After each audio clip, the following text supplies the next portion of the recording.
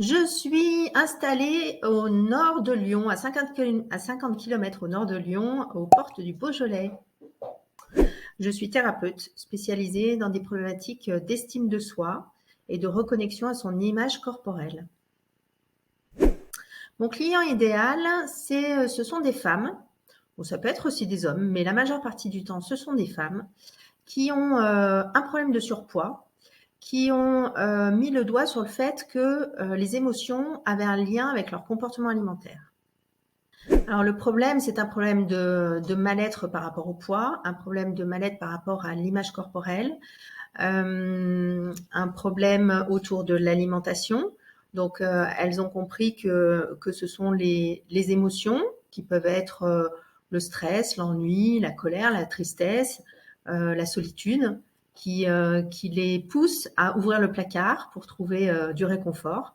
Et donc l'idée, c'est d'aller relire tout ça, comprendre les schémas de fonctionnement qui sont derrière, comprendre le message des émotions, identifier les déclencheurs, les résistances et surtout comprendre quels sont les bénéfices inconscients on a à entretenir le schéma souffrant. Et puis une fois qu'on a fait tout ça, dans un deuxième temps, l'idée c'est d'aller réveiller les forces d'autonomie, les ressources propres de la personne pour qu'elle puisse poser un regard différent sur ce qu'elle vit et prendre un nouveau départ, tout simplement.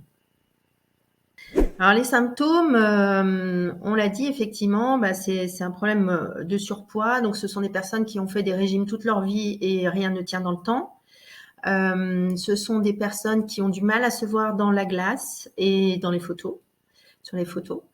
Ce sont des personnes qui se sentent enfermées dans un schéma qui date depuis longtemps et qui est souffrant. Qu'est-ce que j'ai aussi des personnes qui souffrent énormément de leurs émotions, ça on l'a compris.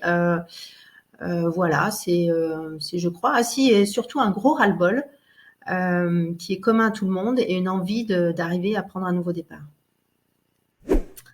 Alors les erreurs les plus courantes que je constate, c'est de continuer à faire des régimes, de croire qu'il y a une méthode miracle, de nier la responsabilité dans ce schéma souffrant et du coup de ne jamais se choisir pour aller gratouiller là où il faudrait. Voilà, c'est à peu près ça ce que je constate effectivement.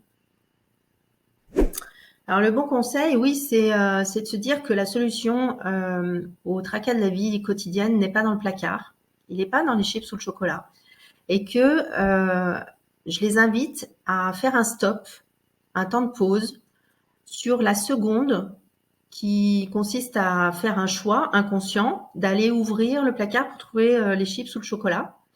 Et à ce moment-là, d'observer ce qui est inconfortable. Qu'est-ce que je viens anesthésier en faisant ça?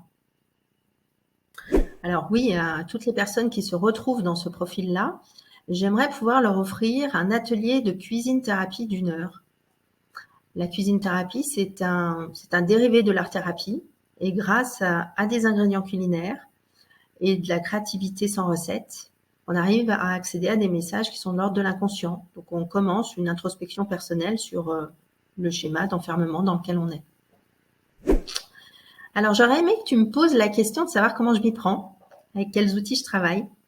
Et donc je vous en ai déjà un petit peu parlé avec la cuisine-thérapie. Ça, c'est un des outils qui permet de se reconnecter à ses 5 sens, à ses émotions, à comprendre le message de ses émotions et de voir un peu les choses différemment à travers un temps de création culinaire sans recette. Mais ça peut être aussi la thérapie de l'image. La thérapie par l'image, je travaille avec les photos et un travail devant le miroir, en sous-vêtements devant le miroir. J'interviens aussi avec des visualisations qui sont plus de l'ordre de la sophrologie ou la communication non violente. Mais merci à vous. À bientôt.